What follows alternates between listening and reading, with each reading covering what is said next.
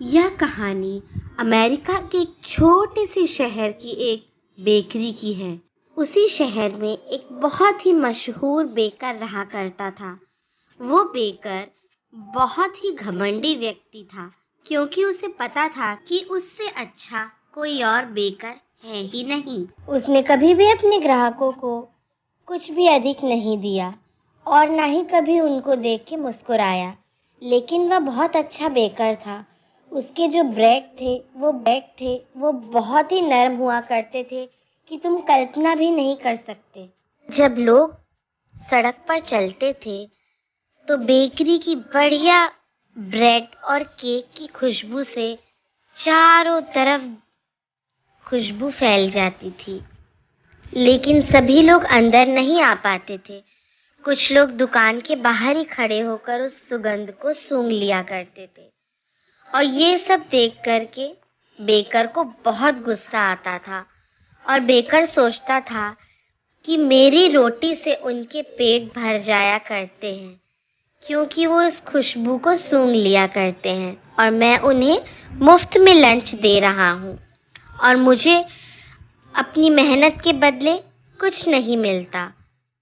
और वह इस बात की मन ही मन शिकायत करने लगा। एक दिन सर्दियों के मौसम में जब बेकर अपनी दुकान में काम कर रहा था तो उसकी नज़र खिड़की पर खड़े एक युवक पर गई। कई घंटों से बेकरी से आ रही ताज़ी ब्रेड और केक्स की खुशबू का आनंद ले रहा था और आंखें बंद करके मुस्कुरा रहा था। ये सब बेकर ने देखा तो उसे बहुत गुस्सा आया और वो जोर से उस युवक को आवाजें देकर डांटने लगा। वह कहने लगा, ओ चोर लड़के, तुम यहाँ क्या कर रहे हो?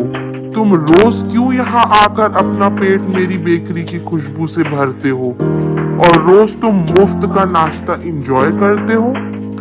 आज तो तुम्हें मेरे इस नाश्ते का भुगतान करना ही होगा, वरना मैं तुम्हें पुलिस के पास लेके जाऊंगा। यह बोलते हुए उसने उस युवक को पुलिस के पास ले गया। उस पुलिस ऑफिसर ने बेकर की सारी कहानी सुनी और कहा, मैं अपनी कहानी बता। बेकर युवक को लेकर के जज के घर चला जाता है। वह जज के पास गया। उसने जज साहब को अपनी कहानी सुनाई।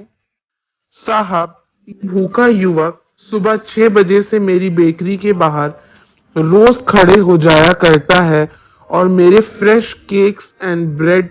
यह युवक चोर है, उसने मेरी खुशबू चुराई है। जज को यह सारी बातें सुनकर बहुत आश्चर्य हुआ। जज साहब सब कुछ चुपचाप सुनने लगे। युवक ने भी अपने बचाव में कहा, साहब, मैंने कुछ नहीं चुराया है, मैं तो सिर्फ बाहर ही खड़ा रहता हूँ। खुशबू तो हवा में होती है और मैं स्वतंत्र हूँ हवा को सूंघने का। इस खुशबू का मैं कैसे भुगतान करूँ? जज सब सुने और चुप रहे। फिर उन्होंने तय कर लिया कि क्या करना है। जज ने युवक से कहा, हाँ, चोरी तो हुई है और भुगतान तो तुम्हें करना ही होगा। तुम्हारे पास क्या कुछ रुपए हैं? वह युवक डर गया। गरीब के पास तो कुछ सिक्के ही थे। उन्हें निकालकर वो जज साहब को देने लगा और कहने लगा, सर, मेरे पास तो कुछ सिक्के ही हैं। जज ने कहा, ठीक है, मुझे ये दे दो। मैंने तुम दोनों की बातें ध्यान से सुनी है। हाँ, चोरी तो हुई है खुशबू की। खुशबू तो जरूर आ रही थी बेकरी की दुकान से, और यह सच है कि यह खुशबू तो उसे बनाने वाले की ही है, तो भुगतान तो करना ही पड़ेगा। यह सुनकर युवक डर जाता है और बेकर मन ही मन खुश होने लगता है कि जीवन में पहली बार उसके साथ न्याय हुआ है और आज उन सब के उसे पैसे भी जरूर मिलेंगे। उसकी मेहनत का फल तो आज उसे मिल ही जाएगा। यह सोचकर वह अपना हाथ बढ़ाता है और सोचने लगता है कि जज साहब अब वो सिक्के उसे दे देंगे। लेकिन जज साहब ने वो सिक्के उसे नहीं दिए। जज ने बेकर से कहा, ध्यान से सुनो इन सिक्कों की आवाज को, और अपने हाथ से सिक्कों को उछालने लगे। मैंने फैसला किया है कि तुम्हारी खुशबू का भुगतान तो आज करना ही पड़ेगा। जिस प्रकार तुम्हारे केक्स की खुशबू से युवक का पेट भर जाता था, उसी प्रकार सिक्कों की आवाज से तुम्हारा भुगतान भी आज हो गया।